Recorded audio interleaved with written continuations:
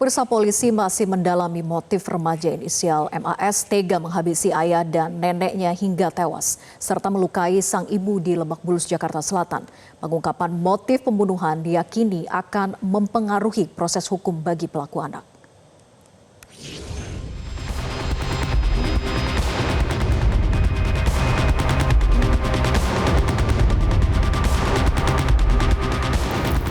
Meski titik terang pemicu anak MAS melakukan pembunuhan terhadap ayah dan nenek serta melukai ibu di Lebak Bulus, Jakarta Selatan pada Sabtu pekan lalu belum juga terungkap. Kepolisian kini membuka fakta baru. Fakta tersebut diharapkan menjadi petunjuk mengenai penyebab remaja MAS tega menghabisi keluarganya.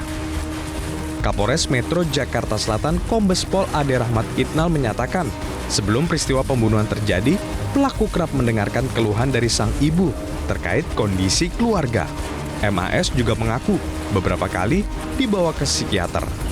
Yang mengatakan saya seperti ada beban berat, kemudian saya mendapatkan bisikan ya saya harus melakukan hal itu. Saya pengen mengambil beban berat itu yang ada di keluarga katanya. Itu pada saat diajak ngobrol, terakhir dia menyatakan saya pernah dibawa mama ke psikiater 4 kali. Loh, dalam rangka apa?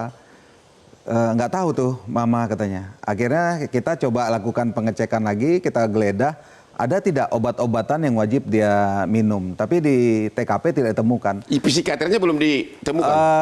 Mungkin besok kita akan menemukan ke psikiater dengan apsifor juga, sudah janjian. Tapi anak tersebut, ibunya belum bisa diwawancara. Sementara psikolog keluarga Novita Tandri meyakini tekanan akademik pelaku MAS bukan menjadi motif pembunuhan. Namun bagi Novita, kebiasaan kurang tidur MAS bisa jadi menimbulkan halusinasi yang dapat memicu tindakan tak biasa. Di sekolah, Ananda MAS 14 tahun sering ketiduran. Sering ketiduran. Dan kenapa saya masuk kepada gangguan tidur? Karena gangguan tidur itu bisa menyebabkan halusinasi sama dengan gejala daripada psikosis, Mas, Bang Hotman. Psikosis itu halusinasi dan delusi. Dan halusinasi kita bicara dulu dari gangguan tidur ini bisa menjadi halusinasi auditori dan visual. Apa pula itu auditori? Auditori pendengaran, jadi bisikan, Bang Hotman. Oh, jadi ada bisikan begitu? Halusinasi auditori bisa disebabkan salah satu dari gangguan tidur. Oke. Karena di malam itu masih chatting sama temennya. Ya. Jadi dia masih mengerjakan tugas-tugasnya di malam itu. Rasanya kalau menurut saya dia punya kesulitan untuk tidur. Sampai ke gangguan tidur ini yang perlu kita dalami lagi.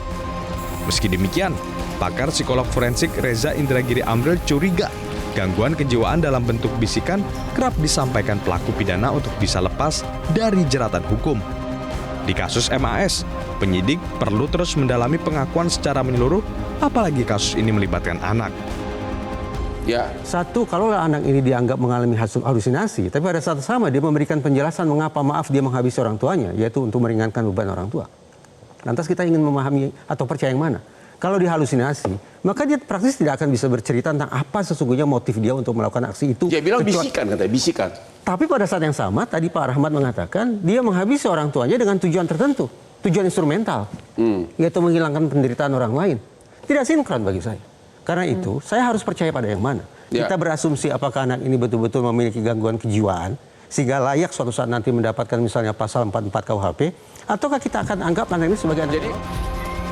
Di sisi lain, polisi hingga kini masih belum bisa meminta keterangan sang ibu yang juga menjadi korban penganiayaan anak MAS.